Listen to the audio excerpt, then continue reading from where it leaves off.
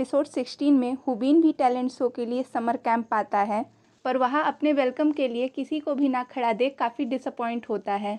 और हो भी क्यों ना, बंदा ट्रेनी आइडल है और अपने ही स्कूल में इतना कोल्ड वेलकम अच्छा तो नहीं लगता। और मैं यहाँ आप सबको बता दूँ कि हुबीन वेंशुआ की ही क्लास का स्टूडेंट है, पर वो रेगुलर नहीं है।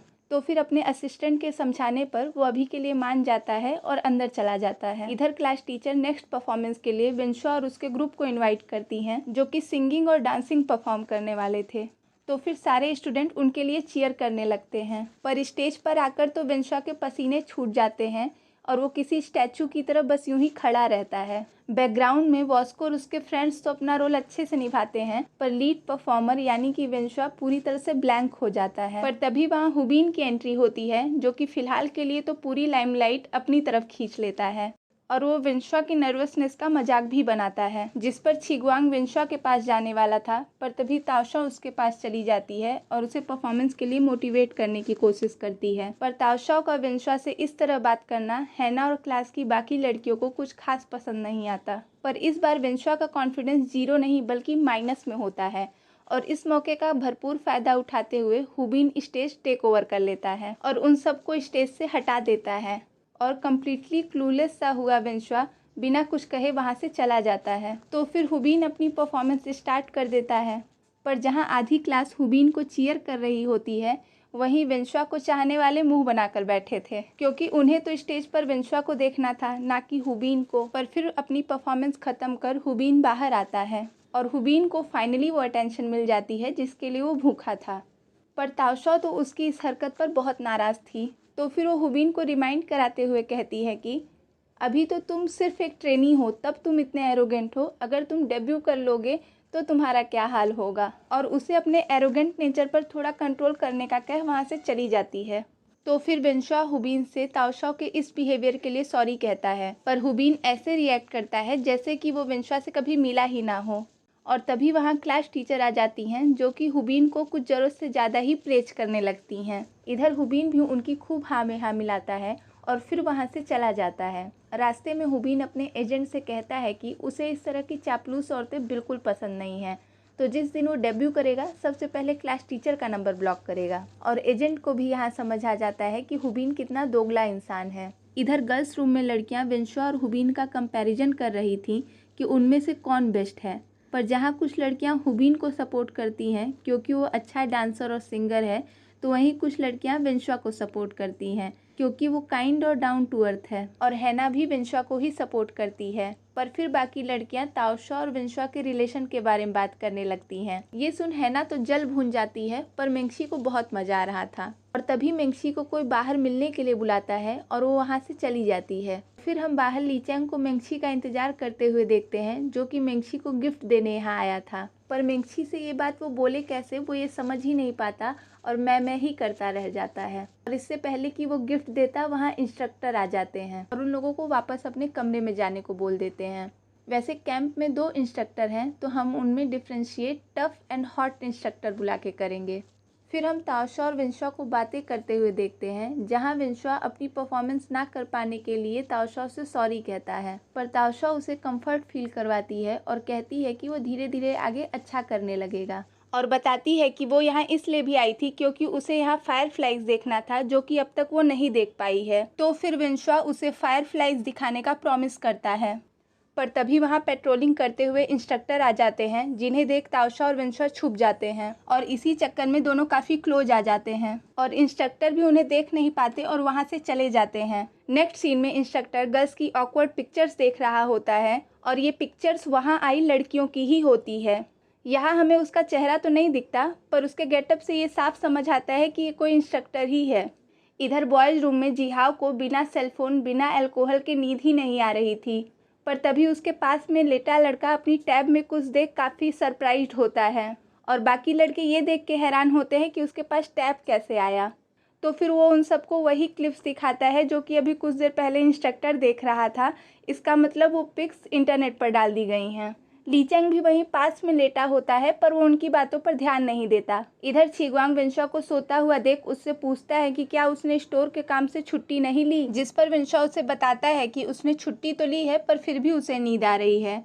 मे भी उसे इस टाइम सोने की आदत हो गई है। तो फिर छिग्वांग उसे सोने को कहकर खुद भी लेट जाता है। पर तभी थोड़ी देर बाद वेनशुआ के सिर में फिर से तेज़ दर्द होता है और एक बार फिर से वो क्रिश बन जाता है। तो फिर छिग्वांग वेनशुआ के लिए दवा लेने जाने लगता है, पर वेनशुआ यानी क्रिस उसे ज़बरदस्ती बिठाकर वहाँ से बाहर चला जाता है और बाहर उसे बास्केट में रखी ढेर सारी शराब मिल जाती है, जिसमें से वो एक बोतल उठाता है और पीते हुए वहाँ से चला जाता है। और उसके जाने के बाद ही वहाँ क्लास टीचर आती हैं, जो कि अपने अल्कोहल की एक बोतल मिसिंग देख उसे खोजने लगती हैं। पर तभी वेनशुआ को खोजते हुए छिग्वांग भी वहाँ आ जाता है और उससे टीचर अपनी मिसिंग बोतल के बारे में पूछती हैं। पर छिग्वांग वॉशरूम जाने का बहाना कर वहाँ से चला जाता है।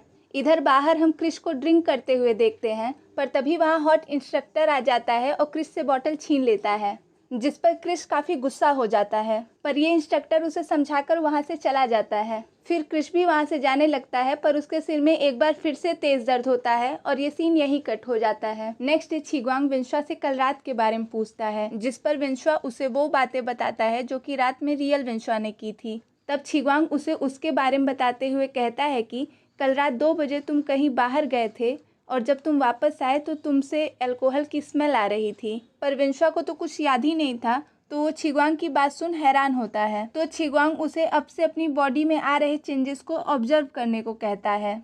नेक्स्ट सीन में हम सबको लंच करते हुए देखते हैं और तभी लीचेंग भी उन्हें ज्वाइन करता है। लीचेंग को देख वॉस्को भी वहाँ आ जाता है, पर हैना वॉस्को को वहाँ बैठने से मना करती है। तो फिर वॉस्को वहाँ से जाने लगता है, पर लीचेंग उसका हाथ पकड़ उसे रोक देता है और हैना को वही कहता है जो हम सब ने अपनी लाइफ में कभी न कभी किसी से तो कहा ही होगा कि क्या यहाँ पर तुम्हारा नाम लिखा है। तो बस फिर हैना लीचेंग से बहस नहीं करती और वॉस्को वहीं बैठ जाता है। तभी छिग्वांग और वेनशुआ भी वहाँ आ जाते हैं और वेनशुआ के आने पर हैना उसके पास जाकर बैठ जाती है। पर वहाँ ताओशाओ को न देखकर वेनशुआ उन सबसे उसके बारे में पूछता है, जिस पर मेंगची उसे बताती है कि ताओशाओ के पैर में मोच आ गई है और वो इन्फर्मरी गई है। ये सुन वेनशुआ तुरंत वहाँ से चला जाता है और हैना को कैसा लगा होगा ये तो बताने की ज़रूरत ही नहीं है। फिर हम ताओशाओ को इंस्ट्रक्टर के साथ देखते हैं, जहाँ इंस्ट्रक्टर उसकी मोच पर आइस अप्लाई कर रहे थे। पर ताओशाओ को उनका टच वियर्ड लगता है, तो वो खुद से आइस अप्लाई करने को कहती है, पर फिर भी वो उसका पैर नहीं छोड़ते। पर तभी वहाँ वेनशुआ आ जाता है, तो फिर इंस्ट्रक्टर ताओशाओ का पैर छोड़ देते हैं और वेनशुआ को उसकी मोच पर आइस अप्लाई करने का कह चले जाते हैं। तो फिर ताओशाओ वेनशुआ को भी उनके वियर्ड बिहेवियर के बारे में बताती है और क्योंकि ताओशाओ को भूख लगी होती है तो वेनशुआ उसे अपने बैग पर उठाकर वहाँ से ले जाता है। नेक्स्ट सीन में सब बाइक राइड करने जा रहे थे और ताओशाओ वेनशुआ की साइकिल के पीछे बैठती है, पर वहाँ तो हैना बैठना चाहती थी, तो वो सोचती है कि ताओशाओ की जगह उसके पैर में मोच क्यों नहीं आई। इधर लीचेंग मेंगची को अपने साथ ले जाना चाहता था, पर मेंगची छिग्वांग के साथ चली जाती है। तो अब जब लड़की नहीं मानी तो कौन साथ देगा, ऑब्वियस सी बात है दोस्त। तो लीचेंग के साथ वॉस्को जाता है और वो सब राइड खूब इंजॉय करते हैं और वो सब आपस में मस्ती कर रहे होते हैं। पर तभी वहाँ इंस्ट्रक्टर आते हैं और ताओशाओ से उसकी मोच का हाल पूछते हैं। मेंगची उनके केयरिंग नेचर से इम्प्रेस होती है, पर वहीं ताओशाओ अनकंफर्टेबल हो जाती है। पर फिर लीचेंग और वॉस्को आकर उन्हें बहाने से पानी में गिरा देते हैं और वेनशुआ और छिग्वांग दूसरे इंस्ट्रक्टर को भी उठाकर पानी में ले आते हैं और फिर सब मिलकर मस्ती करने लगते हैं। नेक्स्ट सीन में हैना रिफ्रेशमेंट ड्रिंक लेकर इंस्ट्रक्टर्स के पास आती है और उन्हें बटरिंग करते हुए आज रात के टास्क में किसका पेयर किसके साथ किया गया है इसके बारे में पूछती है। तो इंस्ट्रक्टर बताते हैं कि उसका पेयर मेंगशी के साथ है और ताओशाओ का वेनशुआ के साथ। तो इंस्ट्रक्टर से रिक्वेस्ट करते हुए वो ताओशाओ से अपनी प्लेस एक्सचेंज करने को कहती है, पर टफ इंस्ट्रक्टर ऐसा करने से मना कर देते हैं। तो फिर हैना हॉट इंस्ट्रक्टर के पास जाती है और उन्हें भी बटरिंग करते हुए इसके लिए मनाने की कोशिश करती है, पर वो भी उसे मना कर देते हैं। तो अपनी दाल न गलते देख हैना वहाँ से चली जाती है और फिर टफ इंस्ट्रक्टर भी वहाँ से चले जाते हैं। उन लोगों के जाने के बाद हॉट इंस्ट्रक्टर कंप्यूटर में ओपन पेयरिंग लिस्ट देखते हैं और ये सीन यहीं कट हो जाता है। फिर नेक्स्ट सीन में हम सभी स्टूडेंट को ग्राउंड में देखते हैं, जहां इंस्ट्रक्टर उन्हें न्यू टास्क के बारे में बताते हैं, जिसमें उन सभी को अपने अपने पेयर के साथ माउंटेन पर जाना होगा, जहां कि उन्हें साइन मिलेंगे और जो वर्ड उन्हें इंस्ट्रक्टर दे रहे हैं उनकी हेल्प से उन्हें सेंटेंस बनाना है और वापस आकर इंस्ट्रक्टर को देना है, और जो ये टास्क पहले कंप्लीट करेगा वो विनर होगा। और यहाँ हम मेंगशी को ताओशाओ के साथ और हैना को वेनशुआ के साथ खड़े देखते हैं। इसका मतलब हॉट इंस्ट्रक्टर ने हैना की रिक्वेस्ट मान ली और पेयर चेंज कर दिया। पर बेचारी मेंगशी तो अकेले रात में माउंटेन जाने की बात से ही डरी हुई थी और ताओशा उसके डर में और तड़का मारते हुए कहती है कि वहाँ पर कब्रिस्तान भी है। ये सुन तो मेंगशी और डर जाती है। तो फिर ताओशा मेंगशी से कहती है कि तुम्हें इतना डर लग रहा है तो तुम लीचेंग के साथ चली जाओ, पर मेंगशी इसके लिए मना कर देती है। और यहाँ हमें ये पता चलता है कि लीचेंग मेंगशी को किंडरगार्टन से ही पसंद करता है। तो फिर मिशन शुरू होता है और हम छिगवांग को लीचेंग के साथ उस डायरेक्शन में जाते हुए देखते हैं जिस तरफ साइन इंडिकेट कर रहा था, और विंश्वा भी हैना के साथ उसी डायरेक्शन में जाता है। पर हैना विंश्वा से इस तरह चिपक रही थी जैसे अकेले भूत उसे ही उठा कर ले जाएगा। पर तभी हम किसी को माउंटेन जाने वाले रास्ते में लगे साइन के डायरेक्शन को बदलते हुए देखते हैं, और इसी के साथ ही एपिसोड यहीं ख़त्म हो जाता है। नेक्स्ट एपिसोड जल्द आएगा, तो stay tuned and thanks for watching.